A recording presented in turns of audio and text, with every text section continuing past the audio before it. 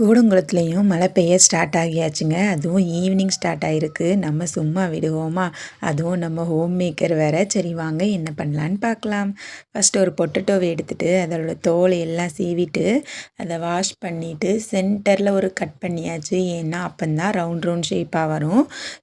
அழகாக கட் பண்ணி எடுத்துகிட்டு கொஞ்சம் கடலை மாவு, அப்புறம் வத்தல் பொடி, கொஞ்சமாக உப்பு, இவ்வளோ தான். வத்தல் பொடி வந்து கொஞ்சம் கம்மியாகவே இன்றைக்கி சேர்த்துருக்கேன், குழந்தைங்க சாப்பிட்றதால. பஜ்ஜி தாங்க பண்ண போகிறோம் இன்றைக்கி. ஆமாம், இந்த மழைக்கு இதமாக பஜ்ஜி சாப்பிட்டா எவ்வளோ டேஸ்டியாக இருக்கும். அது கூட டீ இல்லைன்னா காஃபியும் சேர்ந்து குடித்தா சூப்பராக இருக்கும். இன்றைக்கி நான் டீ தான் போட போகிறேன். பாலையும் அடுப்பில் வச்சுட்டு அதுக்கு கொஞ்சம் தண்ணி ஊற்றிட்டு இஞ்சி, அப்புறமா டீத்தூள், சுகர், இவ்வளோ தான். டீ வந்து ரெடி ஆகிரும். அந்த கேப்பில் நம்ம இந்த பஜ்ஜியை போட்டு எடுத்துடலாமா? ஃபஸ்ட்டு எண்ணெய் வந்து சூடாயிட்டான்னு பார்க்குறதுக்காக கொஞ்சோண்டு மாவை எடுத்து அதில் ஊற்றிட்டா போதும். படப்படான்னு பொரிஞ்சுதுன்னா அது வந்து சூடாயிட்டுன்னு அர்த்தம். டக்கு டக்குன்னு இருந்த ஒரு பொட்டேட்டோ தான் ஃபுல்லாக கட் பண்ணி பஜ்ஜி போட்டு எடுத்தாச்சு. சைடில் கேப்பில் டீயும் போட்டாச்சு.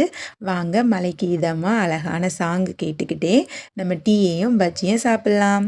நம்ம வீடியோஸ் பிடிச்சிருந்து அப்படின்னா சப்ஸ்கிரைப் பண்ணுங்கள். நாளைக்கு இன்னொரு வீடியோவில் பார்க்கலாம். டட்டா பாய்.